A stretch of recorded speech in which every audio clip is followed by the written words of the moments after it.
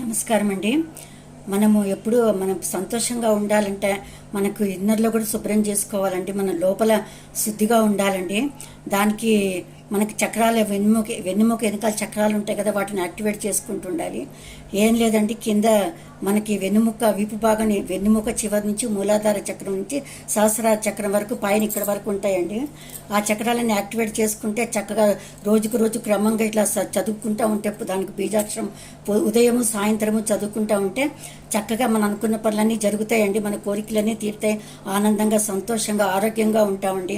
ఏదనుకున్నవే మన కాళ్ళకాడికి అయ్యేంతట అవే వచ్చేస్తుంటాయండి.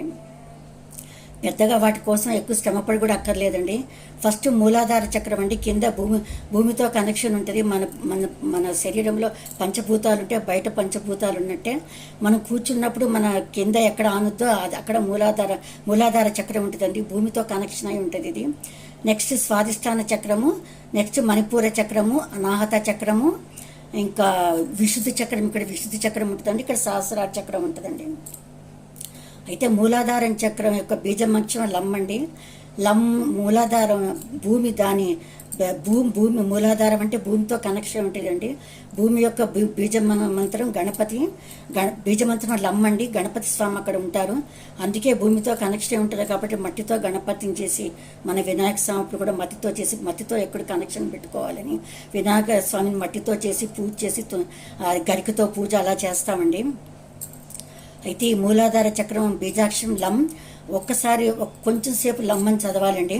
కొంచెం సేపు లమ్మని కళ్ళు మూసుకుంటూ మనం ఎంత దూరం అన్నా వెళ్ళగలము. కళ్ళు మూసుకొని స్ట్రైట్గా కూర్చొని లమ్ అని ఒక్కసారి చదివేసి మనం ఊహించుకోవాలండి. భూమి, పర్వతాలు ఇవన్నీ ఇట్లా ఊహించుకొని కళ్ళకు ఊహించి గడ్డి ఇవంతా మట్టి ఊహించుకోవాలండి. లం లం ఇలా చదవాలండి. మూలాధారం చక్రం తర్వాత స్వాదిష్టాన చక్రం అండి. ఇక్కడ స్వాదిష్టాన చక్రం వాటర్తో సంబంధమై ఉంటుందండి. ఈ స్వాదిష్టాన చక్రము అది వమ్ అండి, బీజాక్షర మంత్రము. ఇది కూడా చాలా ఇంపార్టెంట్. ప్రతిదానికి ఒకదానికోటి కనెక్షన్స్ ఉంటాయండి. ఈ స్వాదిష్టాన చక్రం బీజాక్షరం వమ్ అండి. తర్వాత ఇక్కడ ఉంటుందండి స్వాదిష్టాన చక్రము బొట్టు కింద. తర్వాత దాని బీజాక్షరం వమ్ అండి. భూమికి మనం లమ్ ఎంత చేస్తామో, బీజాక్షరం ఎన్నిసార్లు స్మరిస్తామో మనసులో, దానికి డబుల్ స్వాదిష్టాన చక్రానికి చేసుకోవాలండి. అంతే కదండి, మనం కొంచెం తింటే నీరు ఎక్కువ తాగాలండి ఎప్పుడు. అప్పుడే రెండు చక్కగా అరుగుతాయండి. అయితే భూమి కొంచెం సేపు చేసి దానికి డబల్ వమ్ అనే బీజాక్షరం ఇక్కడ చేయాలండి. వమ్